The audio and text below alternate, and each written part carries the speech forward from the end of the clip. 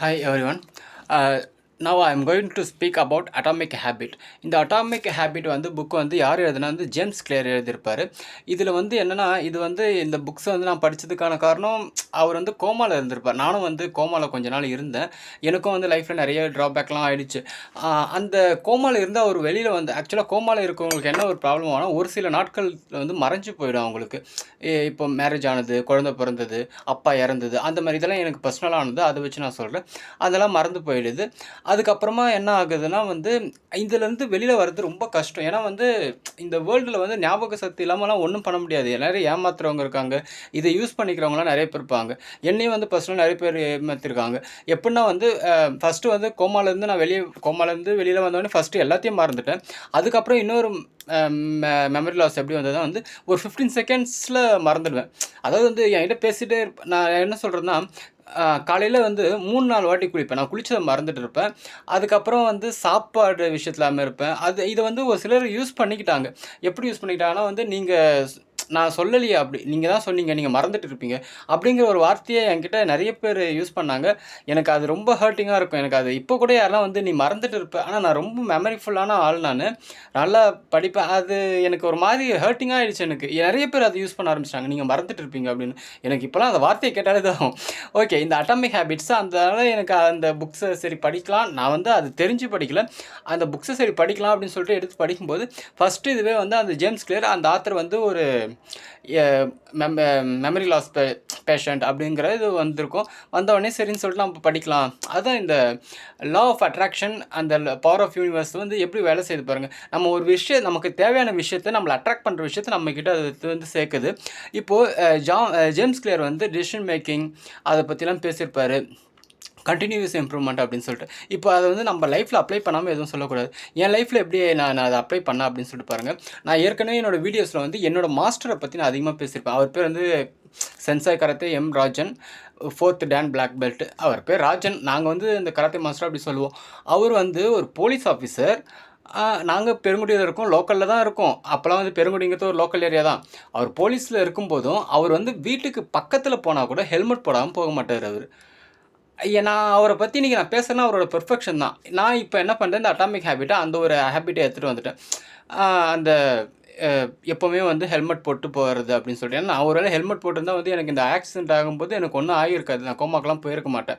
அதுக்கு அடுத்து வந்து பார்த்திங்கன்னா வந்து இந்த எக்ஸசைஸ் பண்ணுறது, நாங்கள் மார்ஷியல் ஆர்ட்ஸில் இருக்கோம், தினமும் எக்ஸசைஸ் பண்ணுவோம், அதெல்லாம் ஓகே. பட் என்னென்னா வந்து நான் வந்து ஒரு நாள் பண்ணுவேன், ஒரு நாள் பண்ண மாட்டேன். ஒரு நாள் ஹெவியாக பண்ணுவேன், அதுக்கப்புறம் 2-3 நாள் ஹெவியாக பண்ணிட்டு அப்புறம் விட்டுருவேன். அதுதான் நான் என்ன சேஞ்ச் பண்ணிட்டேன்னா, ஹெவியாக பண்ணுறது இது பண்ணுறது அதெல்லாம் தேவை கம்பல்சரி. ஒரு எக்ஸசைஸ் அப்படின்னா 3 எக்ஸசைஸ் கம்பல்சரி பண்ணணும். ஒன்று வந்து செஸ்ட்டுக்கு புஷ்அப்ஸ் எடுக்கிறது, அப்புறம் வந்து டைஸ்க்கு வந்து தொப்பு காரணம் போகிறது, அப்புறம் வந்து அப்டாமுக்கு வந்து கிராஸில் பண்ணுறது, இல்லை படுத்து எழுந்துறது, எதெல்லாம் ஒன்று. இது வந்து 15 45 கம்பல்சரி இது பண்ணாலே போதும். அது வந்து ஜஸ்ட் ஒரு வார்ம் அப். நல்லா பண்ணால் வந்து ஒவ்வொன்றுலேயும் 45 பண்ணணும். அதுக்கப்புறம் இன்னும் நல்லா பண்ணால் வெயிட் நல்லா சேர்த்து போடணும். அதெல்லாம் எதுவும் நான் பண்ணலை. கம்பல்சரி நான் 45 அப்படின்னு சொல்லிட்டு நான் இது பண்ணிவிட்டு அதை கொஞ்ச நாள் ட்ரை பண்ணிட்டு இருக்கேன். நல்ல ரிசல்ட் வருது, எனக்குள்ளேயே தெரியுது. அதுக்கப்புறம் வந்து இது ஒரு அட்டாமிக் ஹேபிட். அதுக்கப்புறம் இந்த கோவப்படுறது. நான் நல்ல விஷயம் தான் சொல்லுவேன், ஆனால் சொல்கிற விஷயத்த கொஞ்சம் கோவமாக சொல்லுவேன். இப்போ இதே என் ஃப்ரெண்டாக இருந்தால் அது ஒரு பெரிய விஷயமா எடுத்துக்க மாட்டாங்க. இப்போது அந்த விஷயம் நான் எதுக்காக பேசுகிறேன்னு சொல்லிட்டு ஞாபகம் இல்லை. அவர் வந்து ஒரு மேனேஜர், டெப்யூட்டி மேனேஜர். ஆனால் ஒரு மேனேஜருங்கிறத விட அவர் எனக்கு ரொம்ப க்ளோஸ் ஃப்ரெண்டு. அவர் பேர் பிரபா. அவர்கிட்ட நான் இந்த விஷயத்த பேசுகிறேன். அதை நீங்கள் முடிவு பண்ணக்கூடாது, நான் முடிவு பண்ணணும். நான் யாருங்கிறத வந்து நீங்கள் சொல்லக்கூடாது, நான் தான் சொல்லணும் அப்படின்னு சொல்லிட்டு நான் சொல்கிறேன். அதை வந்து அவர் கேஷுவலாக எடுத்துட்டார். அவர் என் ஃப்ரெண்டுங்கிறதுனால அவர் கேஷுவலாக எடுத்துகிறார். இதே விஷயத்த முன்ன பின்ன தெரியாதவங்க கிட்ட நான் பேசியிருந்தா கண்டிப்பாக அதை எடுத்துருப்பாங்க. ஏன்னா வந்து இந்த விஷயத்துக்கு நான் ஒரு எக்ஸாம்பிள் சொல்ல பாருங்க. நான் வந்து ஒரு இடத்துல ஒர்க் பண்ணுறேன். அப்போ வந்து மேரேஜுக்கு முன்னாடி. அப்போ நான் ஒர்க் பண்ணும்போது நான் வந்து ஒரு 2.5 இயர்ஸ் 3 இயர்ஸ் எக்ஸ்பீரியன்ஸ் கொண்ட ஒரு பர்சன். நான் வந்து ஒரு சீனியர் பர்சனிங் ஆஃபீஸர் அப்படின்ற ஒரு போஸ்டிங்கில் நான் அந்த இடத்துக்கு வேலைக்கு போகிறேன். ஒரு பொண்ணு அந்த இடத்துல வேலைக்கு வருது. அந்த பொண்ணு வந்து என்னதான் வந்து எம்பிஏ முடிச்சுட்டு ஸ்ட்ரைட்டாக சீனியர் ப்ராசஸிங் ஆஃபீஸராக வருது. இதுவே எனக்கு ஒரு இதுவாகுது. நான் இவ்வளோ வருஷம் எக்ஸ்பீரியன்ஸ், இவ்வளோ டேலண்ட் இருக்குது, இந்த பொண்ணு என்ன இப்படி வருது அப்படின்னு சொல்லிட்டு என்னோட சின்ன பொண்ணு இது, நானே அந்த பொண்ணு ஈக்குவலாக அப்படின்ற ஒரு ஒரு கர்வம் எனக்கு வந்துடுச்சு. அது வந்தவொடனே சரின்னு சொல்லிட்டு என்ன பண்ணேன், ஒரு நாள் நாங்கள் பேசிகிட்டே இருக்கும்போது நீங்கள் தான் சொன்னீங்க அந்த விஷயம் எனக்கு ரொம்ப ஹர்ட் ஆகிடுச்சு. ஹர்ட் ஆனவொடனே நான் ஒரே வார்த்தை தான் சொன்னேன், கை நீட்டி பேசாது அப்படின்னு சொல்லிட்டு. அந்த பொண்ணு அப்படியே மலமலமலம் அழுதுச்சு. அது எனக்கு அப்போ எனக்கு இது பண்ணல. இப்போ கரண்ட்டா இப்போ நான் ஒரு இடத்துல ஒர்க் பண்ணுறேன். ஒர்க் பண்ணும்போது வந்து ஒரு வுமன் வந்து என்கிட்ட பேசுகிறாங்க. "நீ போ. நீ அங்கே போயிட்டு வா" அப்படின்னு சொல்லிட்டு. அப்போ நான் வந்து அவங்ககிட்ட "அக்கா இந்த மாரி பேசாதீங்கக்கா. தப்பா நெனச்சுக்காதீங்க. நான் சொல்றேன். தப்பா நெனச்சுக்காதீங்க. எப்பவுமே யார்கிட்டயும் நீங்க பேசும்போது வந்து நீ, வா, போ அப்படின்னு பேசாதீங்க. பெரியவங்களா இருந்தா வாங்க, போங்கன்னு பேசுங்க. சின்ன பசங்களா இருந்தா வாங்க, போ, வாப்பா, போப்பான்னு பேசுங்கக்கா" அப்படின்னு சொன்னேன்.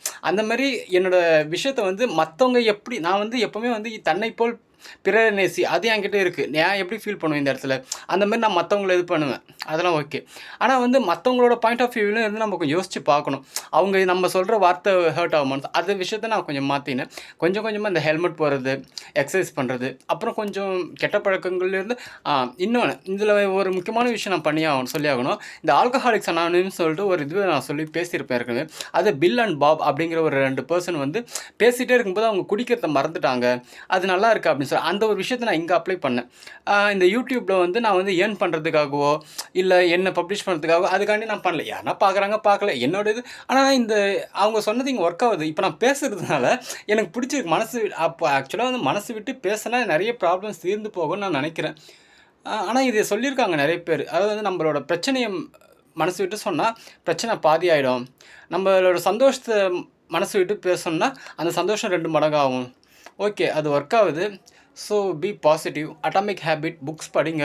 வேணுனா கேளுங்க நான் சென்ட் பண்றேன். என்கிட்ட தமிழ்லயும் இருக்கு, இங்கிலீஷ்லயும் இருக்கு, ஆடியோ புக்ஸும் இருக்கு. நான் கண்டிப்பா சென்ட் பண்றேன். படிச்சு பாருங்க. எதனா ஒரு விஷயம் உங்களுக்கு அட்ராக்ட் ஆகும். உங்க லைஃப்ப மாத்தும்.